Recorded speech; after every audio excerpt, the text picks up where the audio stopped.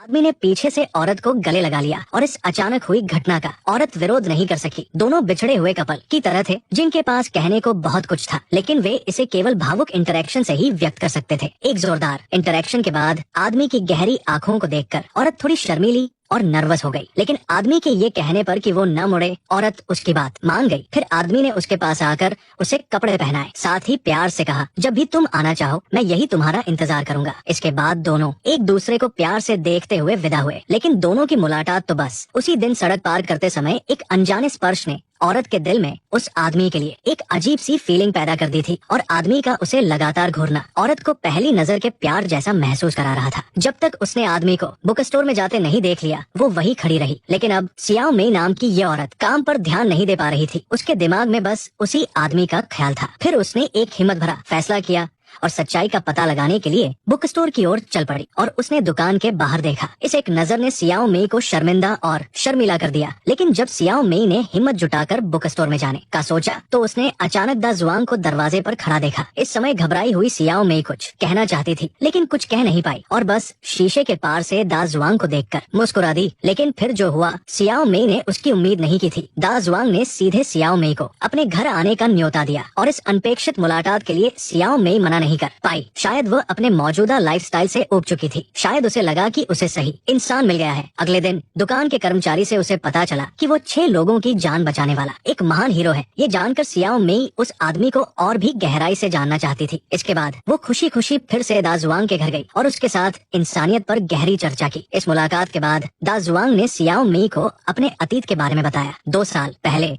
उसकी लीडरशिप वाली पर्वतारोहण टीम के साथ एक हादसा हो गया था जिसके लिए वो खुद को दोषी मानता था। सियाओ मेई ने उसे तसल्ली देने के लिए किस किया। साथ ही उसने दा जुआंग को ये भी बताया कि उसका एक बॉयफ्रेंड है, लेकिन दा जुआंग को इससे कोई फर्क नहीं पड़ा। घर लौटकर सियाओ मेई ने अपने बॉयफ्रेंड से ब्रेकअप कर लिया और सच बताया कि उसे किसी और से प्यार हो गया है। गुस्से में पास की टेबल पलट दी। अब सियाओ मेई के पास लौटने का कोई रास्ता नहीं था, इसलिए वो सीधे दा जुआंग के घर चली गई, लेकिन दरवाजा एक अजनबी औरत ने खोला। ये देखकर दा जुआंग के पास आई। सियाओ मेई पूरी तरह से चौंक गई। जब तक औरत ने कहा मैं सियाओ शुआई की बहन हूँ, तब तक सियाओ मेई हैरान और खुश होकर उसकी बातों पर यकीन नहीं कर पा रही थी। जल्द ही सियाओ मेई सियाओ शुआई के घर पहुंची और जब सियाओ शुआई ने सियाओ मेई को बर्फ में इतनी देर तक इंतजार करते देखा तो वो भी बहुत हैरान हुआ। इस पल में केवल एक दूसरे को प्यार से गले लगाकर ही वे अपनी फीलिंग्स जाहिर कर सकते थे और सियाओ मेई का सियाओ शुआई के घर में रहना भी स्वाभाविक हो गया। दोनों एक दूसरे से बहुत प्यार करते थे। अगले दिन जब सियाओ मेई दा जुआंग को अपनी बेस्ट फ्रेंड से मिलवाने की तैयारी कर रही थी, तभी एक लुटेरे ने उन पर हमला कर दिया। वहाँ पहुँचने पर दा जुआंग ने देखा कि एक लुटेरे ने चाकू से